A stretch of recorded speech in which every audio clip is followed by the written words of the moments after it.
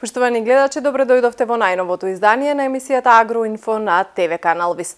Нови мерки најави министерот за земјоделство за млекопроизводителите и за производителите на јаболка.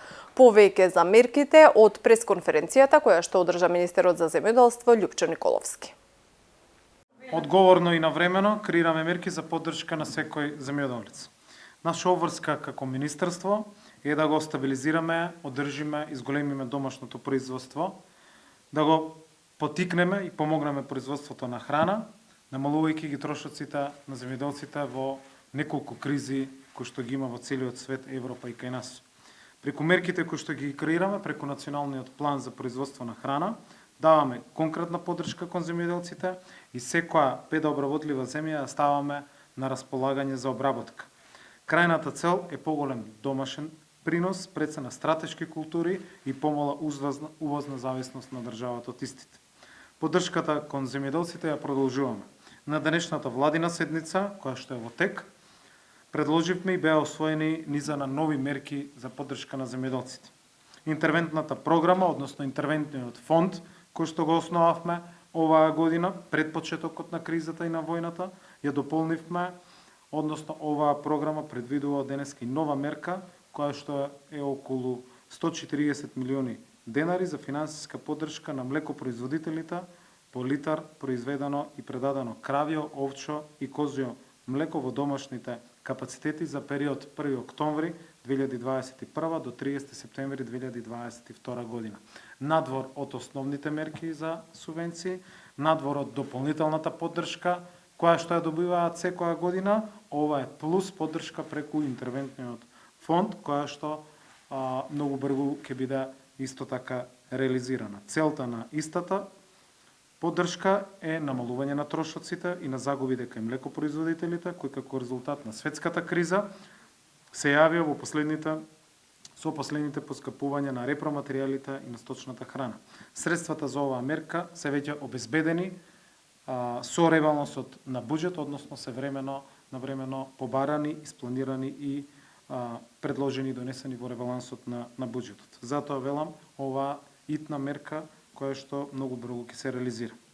Млекопроизводителите ја имаат целокупната поддршка. Платежната агенција уште во јуни оваа година изврши исплата на 10.277 производители во висина од 76 милиони денари за предадено млеко во периодот јануари-февруари 2021, а од страна на платежната агенција до Министерството за финансии веќе се поднесени налози за исплата на следната фаза, тоа е март, април и мај 2021 година кон 6000 корисници во вредност од 150 милиони денари, што е најмало задоснување од било кога во време на креирање на програмите или исплата на сточарите. А до 31 декември, буквално сите фази од кон сточарите ќе бидат комплетно реализирани. Преку програмата за рурален развој, со мерката за набавка на високо педегриран добиток, обезбедивме поддршка кон сточарите и за зголемување на сточниот фонд и за оваа мерка пред само неколку месеци се склучија 103 нови договори во вредност од 253 милиони денари, преку кој го зголемивме сточниот фонд за нови 3842 грла добиток. Ако пред 4 години или 5 вкупната мерка била околу 3-4 милиони денари, сега за набавка на приплоден добиток секој еден корисник добива по тој износ, односно сите овие 103 договори се во вредност од над 253 милиони денари, односно вкупна инвестиција околу 10 милиони евра само во една година за зголемување на сточниот фонд.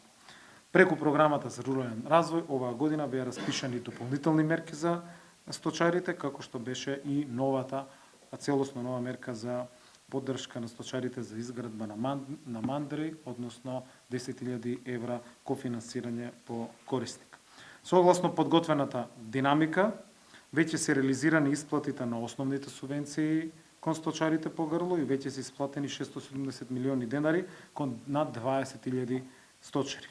Исплатени се субвенции за обележени грла, говеда, овци, кози, финансиска поддршка за огледани и заклани гоеници во регистрирани кланични капацитети и презимени пчелни семејства. До крајот на оваа година, како што кажав, комплетно ги расчистуваме сите обврски кон земјоделците, вклучително и кон сточарите по сите овие мерки за кои што имаше со години за останата исплата и за прв пат се започнува согласно новиот модел со авансна исплата на субвенциите на почетокот на следната година, односно во 2023 година, се воведува авансното исплаќање на субвенциите, што значи повеќе пари за фармерите во периоди кога навлегуваат во своите инвестиции. Обезбедуваме доволно храна за сите граѓани, леп, брашно, млеко и зејтинки има. Дополнително на денешната седница сакам да информирам дека владата на наш предлог ја усвои и новата програма за прв пат која што се носи за потикнување на потрошувачката на свежо овоше во 2022 година. За реализација на оваа програма со ребалансот на буџет беа обезбедени 20 милиони денари. За што станува збор?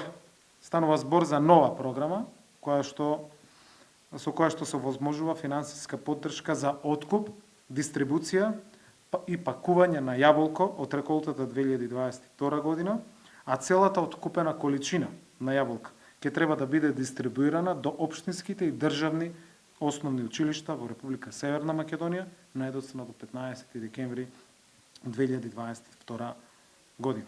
Со оваа мерка ги помагаме производителите на јаболка, но и обезбедуваме свежа и здрава ужина за нашите деца во основните училишта и преку оваа програма ќе бидат опфатени околу 186.000 ученици во 350 основни училишта. Домашни јаболки, македонски јаболки за нашите дечиња во сите овие 350 основни училишта. Овој пилот проект, верувам, и пилот програма ќе прерасне во следната година како стандардна и нова програма за поддршка при откупот на вишокот на производи, но и обезбедување на домашни македонски производи во градинките, во школите и во сите останати институции. Како Министерство и Влада продолжуваме да работиме во интерес на сите земјоделци и на сите фармери. Благодарам.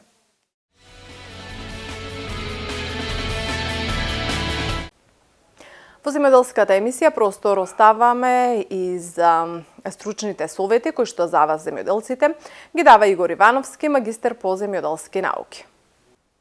Добар ден, почитувани. Повторно сме заедно во рамките на земјоделскава емисија и повторно ќе истакнеме некои квалитетни ѓубрива кои што се пред се увезени и пласирани од страна на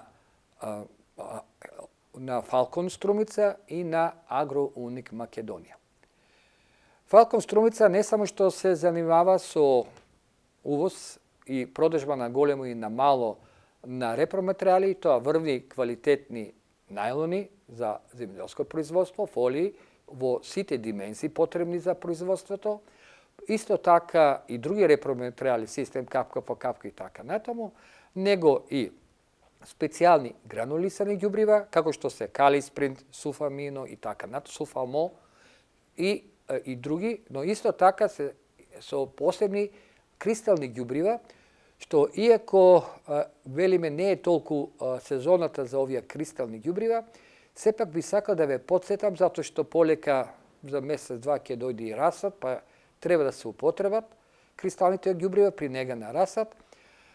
Би нагласил дека Фалкон, кристалните ѓубриви што ги увезува Фалкон, и тоа Ултрасол и КСЦ-то се карактеризираат со тоа што пред се Ултрасолот е од фабрика кој што е најголем производител на калиум во свет, а додека па КСЦ-то во својот состав како Ултрасол исто содржат стимулатори кои што овозможува подобро разложување и освојување на храните елементи од страна на самите растенија.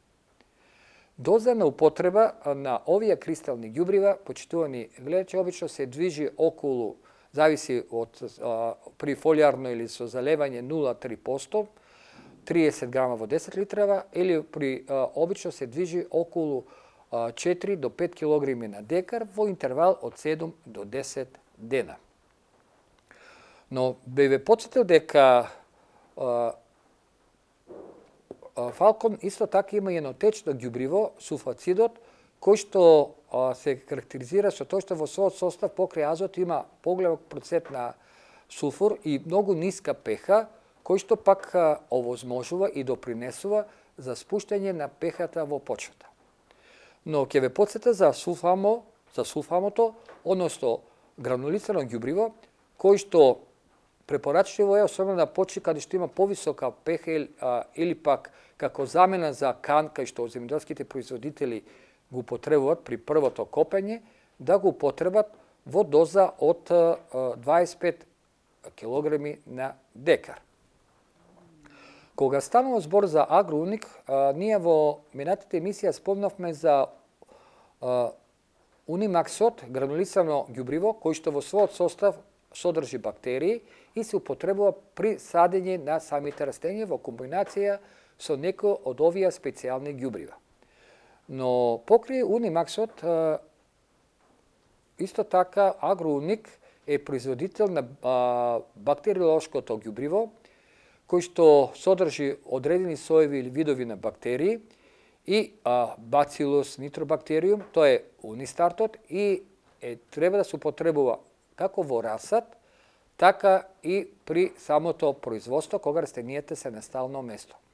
Затоа што само разложени минерални компоненти, па и органски до минерални, а потоа и минерални компоненти, растенијата може да ги усвојат. Значи, колку и да ставате вие минерални ѓубрива, во колку не ги содржат потребните бактерии, кои што ќе ги разложат до јонска форма, тогаш не може да се случи никако растението да ги прими. Затоа мој совет, моја препорака е задолжително да ги употребите унимаксот во текот на вегетација во доза од 1 литар на декар, систем капка по капка, или со залевање 30 мл во 10 литра вода. Ова е сосема кратко, почитувани гледачи, кои што саква да обрна внимание за денешната емисија. Значи, двете специфични ѓубрива од страна кристални ѓубрива, од страна на увозникот на Фалкон и двете од страна, тоа е Унимакс и Унистартот, од страна на агроуник, кои што треба и задолжително да се усвојат. Ние нормално ќе се видиме и на редната недела, на овдека преку прилогот што е во земјоделската емисија, но во меѓувремено може да оствариме во колку имате некое дополнително прашање или совет, да дојдете во земјоделската аптека на Даво Муртино и тука преку контакт подобро да ви се објасни некои други работи за поуспешно земјоделско производство.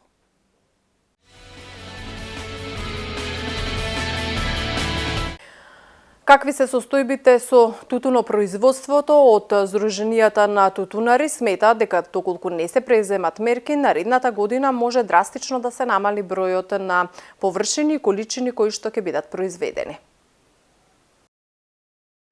Опасно со рапидно намалување на производството, доколку тоа стане неисплатливо, се заканува и на тутунопроизводството како земјоделска индустријска гранка. Ситуацијата ќе зависи од предстојниот откуп и цените за продажба на родот, оценуваат од Сојузот на земјоделски здруженија на Македонија. Бараат зголемување на цената по класи да биде за 20 до 25%. Годинешниот род е со добар квалитет, иако се договорени речиси 26.000 тони, реколтата се оценува да биде 18.500, речиси на ланското намалено ниво. Преговорите за повисоки откупни цени се почнати уште пролетта, појаснуваат од Сојузот на земјоделски здруженија, но сега е вистински момент за сериозни преговори со откупувачите. Доколку не се зголемат цените, в година ќе се соочиме со уште помал род и во опасност ќе биде да се уништи тутунопроизводството, сметаат од Сојузот. И од Сдруженијето на тутунопроизводители Јака од Струмица велат дека треба да се промени законот за тутун. Јас до полани имав прилика да учествувам во сите комисии при изготвување на актите овие 2-3 години, не сум учесник. Треба рапидно да се разговара и да се измени законот за тутун. Има одредби таму, сега да не ги анализирам, и времето не дозволува и просторо. да се надмине ова, треба да се почне од законот за тутун, треба да се надмине состојбата со мерилата, да се разработи, да се види што му манјка на овој наш систем на тутуно производството, цените да се пратат према растот на другите производи. Иначе тутуно ден со ден ќе опаѓа и сметам дека баре во Струмичкиот и Радовишкиот регион во догледно време ќе го снема. Како што го нема памук, како што нема свилена буба, како што нема многу други производи. Значи треба сериозно да се запрашаме сите чинители во оваа сфера на тутуно производството. За друго земјоделие и тоа не е розово, и тоа не сакам да разговарам. Во сферата на тутунот мора да се размисли комплетно од научните, образовните институции, Министерството, власта и ние како носители на таа политика.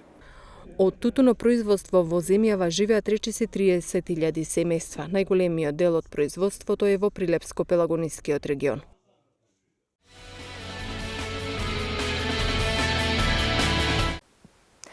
И за крај на емисијата да погледнеме што интересно се случува надвор од Македонија поврзано со примена на современи земјоделски технологии.